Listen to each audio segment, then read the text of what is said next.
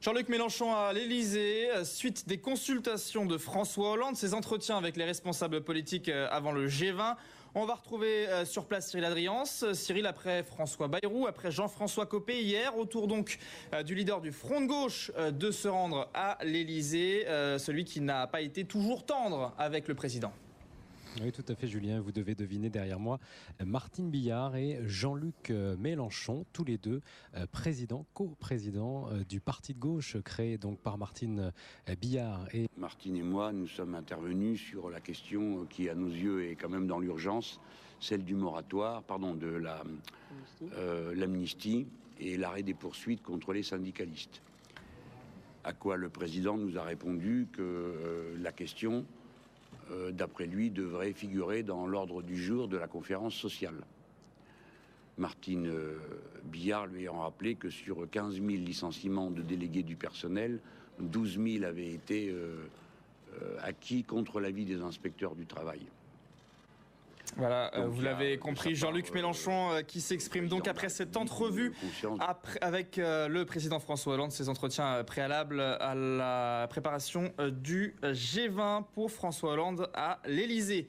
Les partenaires sociaux sont eux de retour à Matignon, réunis cette fois autour de la même table après des rendez-vous individuels la semaine passée. Depuis une demi-heure, deuxième acte des préparatifs à la grande conférence sociale de juillet. Au cœur des discussions, le coup de pouce au SMIC et la réforme des retraites.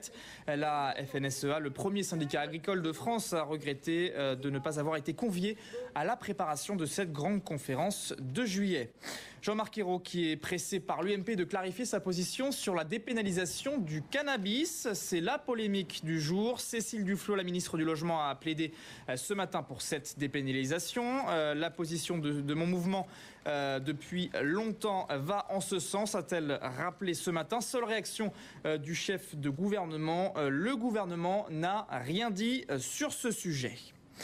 Les salariés de l'entreprise Doux, placés en redressement judiciaire, ont reçu l'assurance que leur salaire serait versé aujourd'hui. L'annonce a été faite lors d'un comité d'entreprise ce matin. L'activité devrait donc reprendre pour un temps, mais certains ne sont pas pour autant rassurés. La déléguée centrale FO de Doux, Nadine Ourmand, a dit faire peu confiance à la direction du groupe. Je vous propose d'écouter ces salariés et un syndicaliste au micro de Guénal Théo. C'est dramatique, mais pour tout le monde, il y a des couples, il y a des familles entières, c'est dramatique pour tout le monde. Vous vous attendiez, vous, à ça ? Non, pas à ce point-là. On savait depuis que Force ouvrière venait nous le dire qu'on avait des difficultés, mais à ce point-là, non. C'est important que les salariés marquent le coup, parce que ça montre quand même que c'est une angoisse folle pour les salariés qui risquent de perdre, ils ont peur de perdre leur travail. Mais bon, ceux qui sont dehors ont eu le courage de sortir et je crois que c'est très très bien.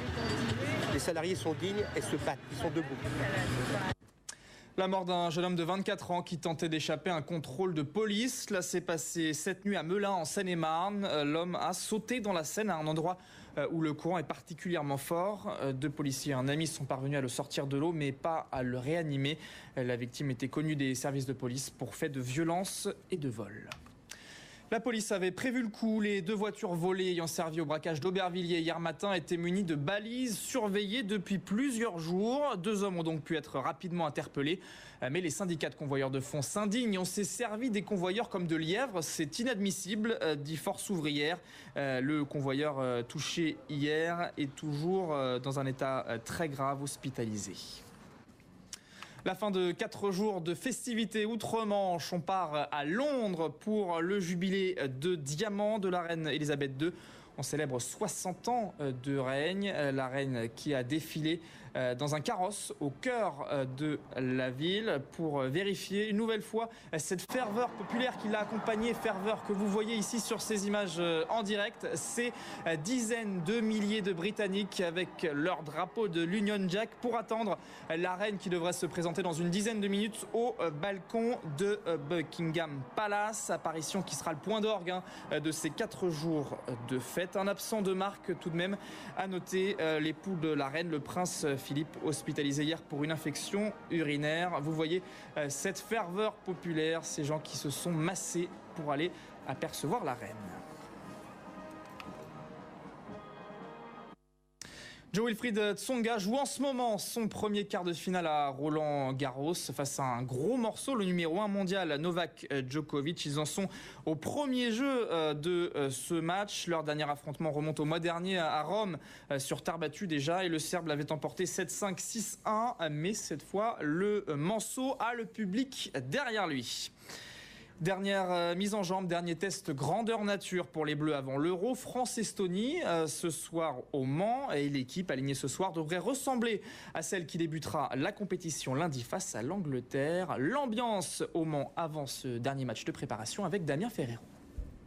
Depuis une semaine, les Monceaux se sont habitués à la présence des Bleus.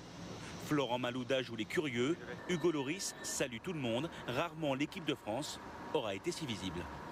Je préférais qu'il soit devant, là, en vrai, en short, en train de me dire « Tiens, je vais vous accompagner jusqu'à votre travail ». Les joueurs se cachent partout.